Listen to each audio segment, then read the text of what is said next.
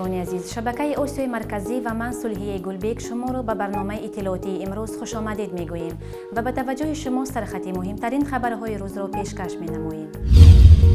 مقامات بلاروس شبنم خدایدادوه را که در کشور زادگاهش به افراطگرایی ایبدار می شود برای 2 ماه دیگر تمدید کردند.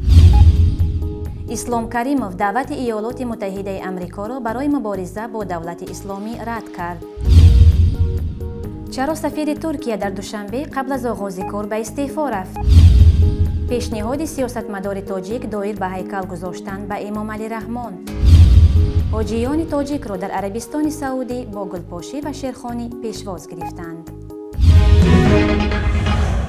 مقامات بلاروس زمان بازداشت شهروند تاجیکستان شبنم خدایدادوه یک شهروند 29 ساله تاجیکستان را که با درخواست دوشنبه در بلاروس دستگیر شده است تا 2 ماه دیگر یعنی تا 17 اکتبر تمدید کردند. شبنم خدایدادوه در تاجیکستان به افراطگرایی و پشتیبانی از گروه 24 ایبدار می شود. نادژدا اتایوا رهبر انجمن حقوق انسان در آسیای مرکزی مقرش در پاریس روز 2 سپتامبر گفت از بس که شبنم خدایدادوه از بلاروس درخواست پناهندگی سیاسی کرده است، زمان بررسی این درخواست و همچنین درخواست استرداد او به تاجیکستان فرصت زیادتری را طلب می کند.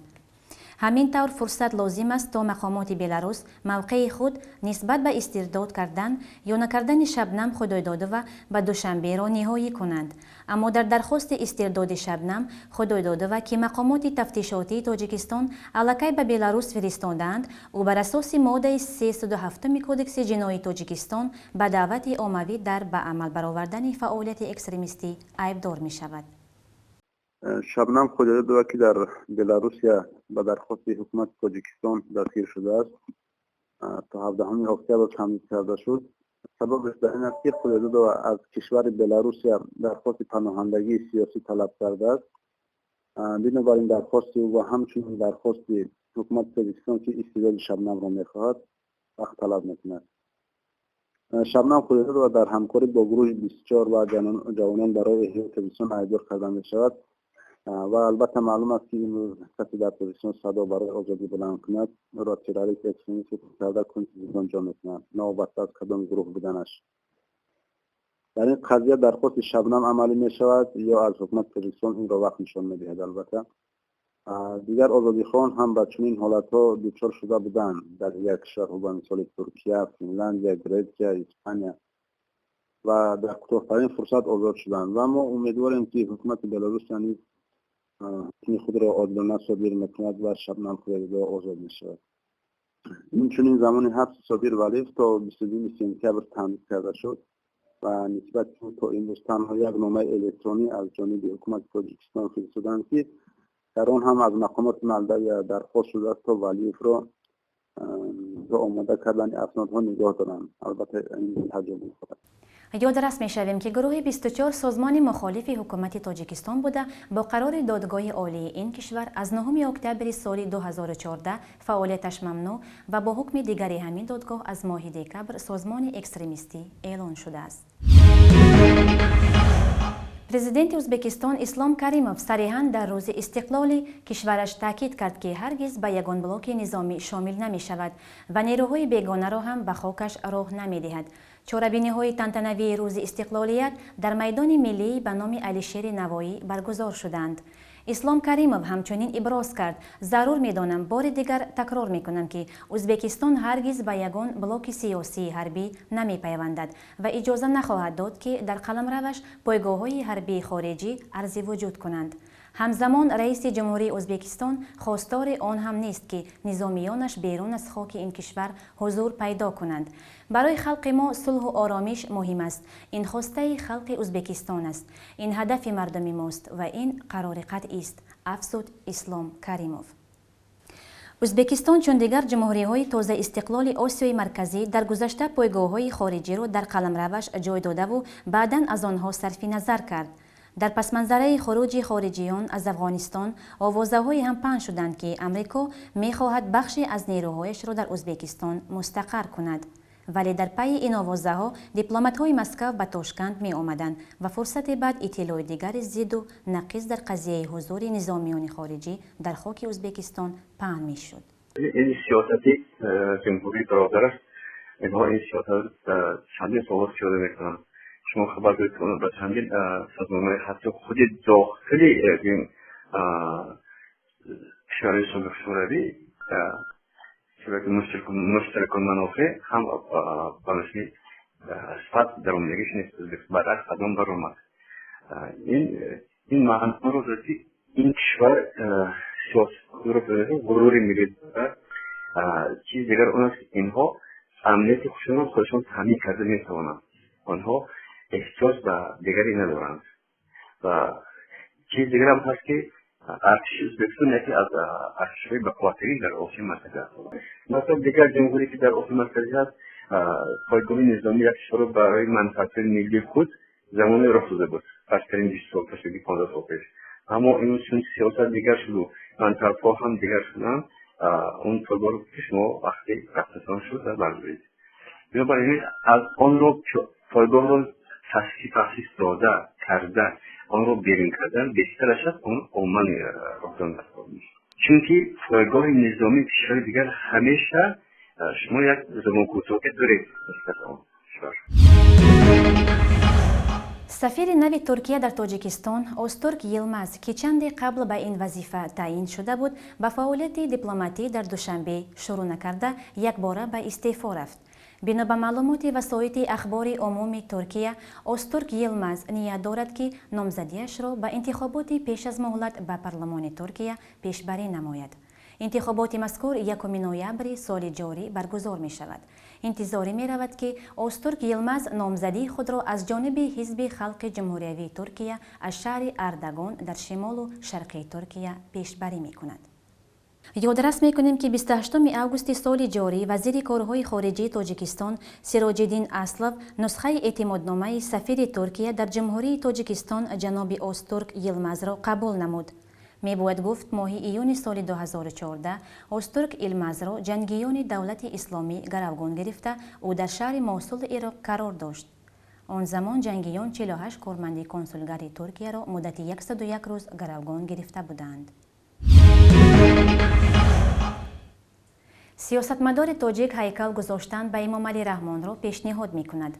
خادم سیاسی و دولتی تاجیکستان در سالهای 80-90 عصر گذشته حکمت الله نصرالدینوف هیکل گذاشتن به پرزیدنت جمهوری امام علی رحمان در شهر دوشنبه و تکرارا به او دادن عنوان قهرمان تاجیکستان را پیشنهاد می کند. به اندیشه سیاستمدار امام علی رحمان سالهای جنگ شهروندی که به کشور خطر پراکندگی و از بین رفتن در خریطه سیاسی جهان تهدید می کرد، رهبری تاجیکستان را به دوش گرفت. تیر ماه سال 1992 در اجلاس 16 شورای عالی تاجیکستان من همچون وکیل مشاهده کردم که بسیاری از سیاستمداران با تجربه آن زمان رهبری کشور را به دوش گرفتن نمیخواستند و امام علی رحمان برای به دوش گرفتن این وظیفه پرمسئولیت راضی شد و اظهار داشت که من به تاجیکستان صلح و سازش میارم. گفت در مصاحبه به آزیا پلوس نصرالدینوف نامبرده باور دارد که امروز هیچ کسی خدمت‌های امام علی رحمان در بالاروی نفوذ تاجیکستان، رشد اقتصادی و اجتماعی کشور و حل مشکلات سیاست جهانی و منطقوی را انکار کردن نمیتواند. مصاحبه ما در این مورد با کارشناس رجب میرزا. در تاجیکستان ما که میکنم تمام این مرحله را عرفت بشتی سر کرده. این اصلا اینا نمیشه پیشنهادم گفت. این یک نقطه نظری یک نفری که در یک زمان در سیاست که این کدام یک موقع داشت و اون هم نفری که دایم موقعش تغییر می‌یابد. از جمله از این حکمت الله نصرالدینوف که در همین 20 چند سال اخیر چند مرتبه ما گرایش‌های گوناگونی او را دیده بودیم. ولی چیز دیگر هم هست در اینجا. من فکر میکنم این هم هست که بخش ایدئولوژی حکومت تاجیکستان در یک حالتی خیلی ناچاری یا بیچاری مانده است که دیگر نمیدانند برای حکومت و برای مردم چیزی پیشنهاد بکند تا در زمانی که مثلا امروز خیلی ها ترس از آینده دارن که مثلا مردم زیاد از جمله جوانان گرایش ها و سازمان های افراطی و اکستریمیستی تروریستی دارن، مثلا همین گونه اندیشه‌ای یا ایده یا ایدئولوژی قوی را اونا پیشنهاد کردن میکنن و متاسفانه انا همین گونه یک پیشنهادهای خیلی ضعیف میخواهند به گونه یک ایده جمع آورنده استفاده کنند و گرنه مثلا سطح شخصیت پرستی را تو اسلام من فکر میکنم که حدودی 11 تا 12 سالی هستی و سطح خیلی بلندش رسیده است و اون جای دیگر بحث نمی‌کنه. تماشابینان عزیز، حالا فرصت خبرهای دیگری منطقه به طور کوتاه پیشکش شماست. کمیته بین المللی صلیب سرخ در تاجیکستان میگوید 1500 شهروند این کشور به حیث بی‌درک ثبت نام شده، 31 آنها در مهاجرت کاری روسیه گم شدند. یک شهروند تاجیکستان روز 2 سپتامبر در ایستگاه راه آهن شهر لیپیتسک فدراسیون روسیه زیر قطار راه آهن مانده از یک پایش محروم شده است. گفته می شود این مرد هنگام پریدن از واگن قطار مسکو نوراسیسک زیر چرخ قطار مانده است. پرزیدنت امامعلی رحمان در ملاقات با سی جین پینگ رهبر چین گفته است که برای تاجیکستان چین اتفاقچه با اعتماد و شریک اقتصادی، دوست و همسایه نیک باقی میماند. او این نقطه را 2 سپتامبر در ملاقات با همتای چینیش در پکین ذکر کرده است. گلبهار محکم و معاون اول تشکیلات خرد قرضدهی ایمان اینترنشنال وکیل مجلس وکیلان خلق ولایت سوخت انتخاب شد. بنا به اطلاع دفتر مطبوعات شهرداری خوجند 30 اوگوست در انتخابات تکراری در حوزه رقم 5 مسجد سرخ شهر خوجند با نو محکم و با گرفتن 64 از 10 فایز رای انتخاب کننده ها وکیل در مجلس ولایتی انتخاب کرده شد. از کمیته دین تنظیم عنعنه و جشن و مراسم ها به خبرنگاران اطلاع دادند که 2 سپتامبر یک گروه از حاجیان تاجیک از طرف نمایندگان وزارت حج کشور عربستان سعودی در فرودگاه شهر مدینه منوره با گلپاشی و شیرخوانی ها استقبال شدند.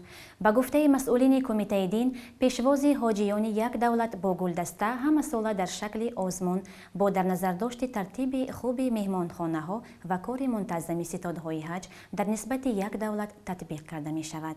از این لحاظ یک گروه مخصوص کاری از وزارت حج عربستان سعودی بعد بازدید و نظارت شرایط اقامت زائران کشورهای مسلمانی و کار ستاد حج این کشورها تاجیکستان را غالب دانسته به استقبال حاجیان کشور ما برآمدند. میگوید منبع سفر زائرین تاجیک به عربستان سعودی 29 اوگوست شروع شده تا 14 سپتامبر دوام خواهد کرد. امسال از تاجیکستان بیش از 6000 نفر به زیارت خانه خدا می روند.